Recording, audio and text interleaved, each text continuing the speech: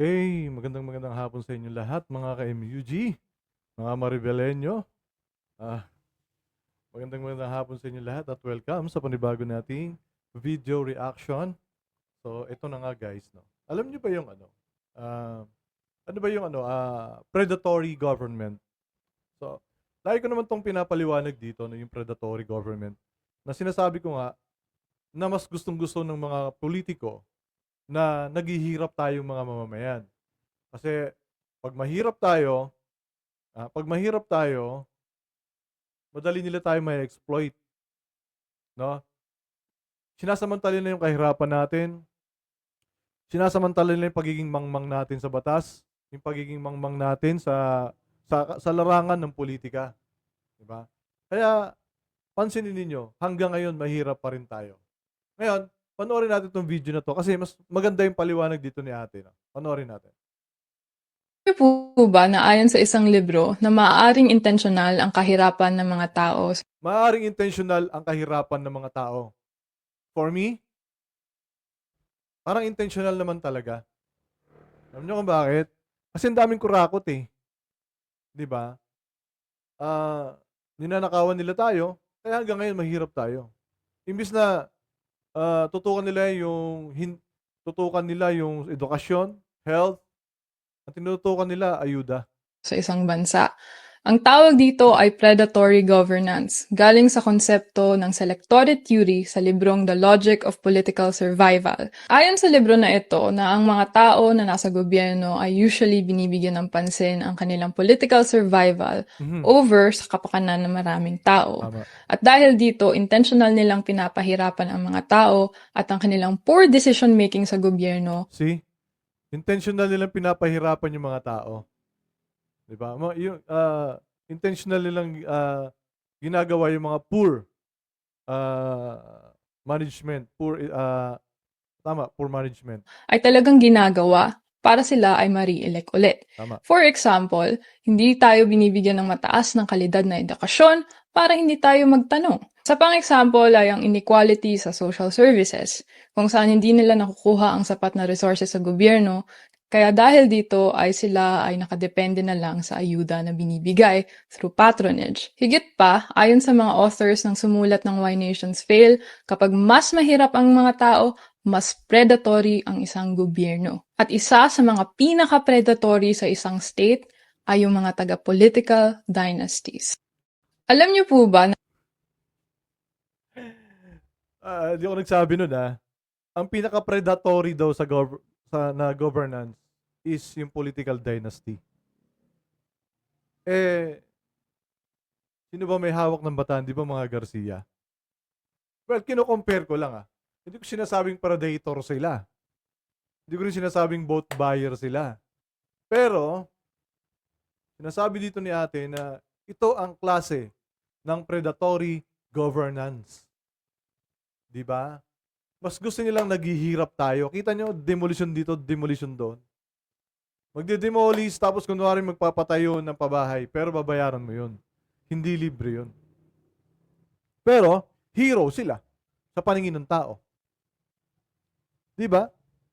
Kaya may nagsasabi pa doon sa comment nung yung video ni Joet, napakaswerte doon ng mga taga Maribeles. My goodness, paano swerte punta ka dito, ate? Kuya, doon ka tumira sa sisiman para masabi mo kung swerte nga ba o hindi. So, ayan yun guys. Ito naman papakita ko next sa inyo next. Yung kung ano yung sinabi ni Ted Filon. Ano? Nagiging tamad na ang mga Pilipino. Bakit? Oh, share natin. Teka lang Yan. So, ayan. Ano ba yun? So, ito na nga. No? Sinasabi dito ni Ted Filon, binira ang pamumudmud ng ayuda ng administrasyon. Unofficial Ronald Bato de la Rosa support. Ba't si Bato to nandito? Okay.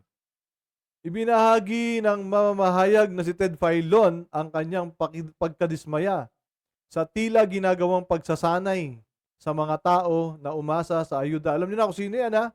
Si Tambaloslos, si Tambi, si Romualdez.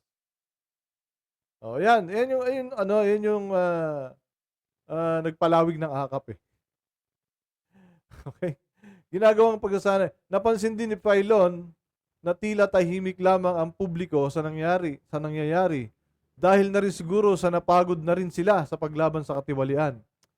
Nakakapagod talaga sa totoo lang. Kaya lang, ayoko sumuko. Gusto kong labanan yung mga ganitong klase ng gobyerno natin. Dito man lang sa Bataan, dito man lang sa Maribeles, mabago natin. Di ba? Ayon sa kanya ay tila nasanay na ang tao sa ginagawa ng gobyerno, kaya naman hindi na sila gumagawa ng hakbang para kalampagin ang mga namumuno sa bansa. Kung hahayaan po natin ito na mangyari, talagang bukas makalawa ang tanging siguradong yayaman dito ay yung mga naglingkod sa bayan, wika niya. Totoo naman yun, di ba?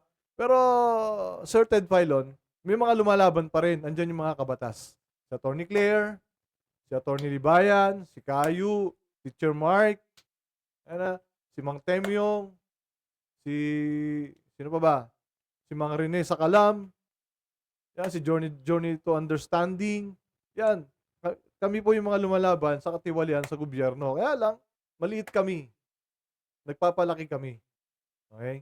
Pero si Atty. Claire at Atty. Libayan, medyo malaki na yung kanilang kanilang subscriber. Marami na rin nanonood sa kanila. Si Tita A pala. Di ba? Si I am Shanwin. Lumalaban din sa katiwalian. Alright. Sino pa ba? Si Direk Freddy. Paano nito? Si Gossip Central. Yan. Maliliit na vloggers, pero at least lumalaban sa katotohanan. Pinaglalaban namin kung ano yung katarantaduhan ng ating gobyerno. Unang-una ito nga, di ba? So, basahin natin itong Sinasanay ngayon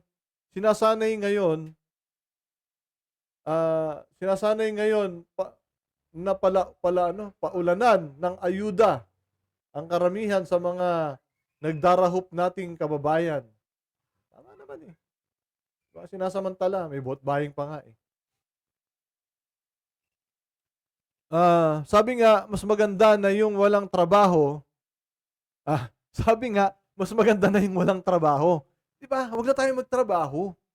Sumali na lang tayo sabi dito, kasi may akap ka, may AX ka, may tupad ka, may purpose pa nga, kulang pa nga ito eh.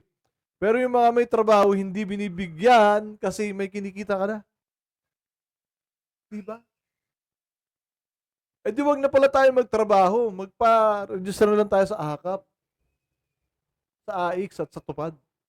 Total tax naman natin yung binibigay sa mga yan, sa mga nakatunganga. Di ba? Oh. Yan yung, tapos nagagamit pa yan ng mga hayop na politiko, di ba? Na sakim sa kapangyarihan, mga dinastiya, yung mga programa ng gobyerno na yan. Kaya nakakabuisit din talaga. Minsan to si BBM eh. Diba? Imagine, hinayaan niya yan. May purpose na, may AX na, may tupad pa. Ano pang gusto nyo? Bakit may akap pa? Gundis naman. So yan ng mga kababayan. Ito yung nangyayari sa atin. Kaya hanggang ngayon, mahirap pa rin tayo. Bakit? Hindi kasi trabaho, diba? Hindi edukasyon ang tinututukan ng gobyerno. Hindi health. Imagine kinaltasan yung tinanggalan ng budget yung PhilHealth. Kinaltasan yung budget ng edukasyon. Diba? Nakakabwisit naman talaga, nakakagigil. Bilang isang taxpayer. Manggigigil ka naman talaga sa ginagawa nitong ating gobyerno. Na pang kukonsinti sa mga walang trabaho. Sa mga ayaw magtrabaho. Wala kang kita eh. Kaya bibigyan ka ng akap. 'Di ba? So, yun lang naman mga kababayan 'no. Sana maintindihan natin 'to. Sana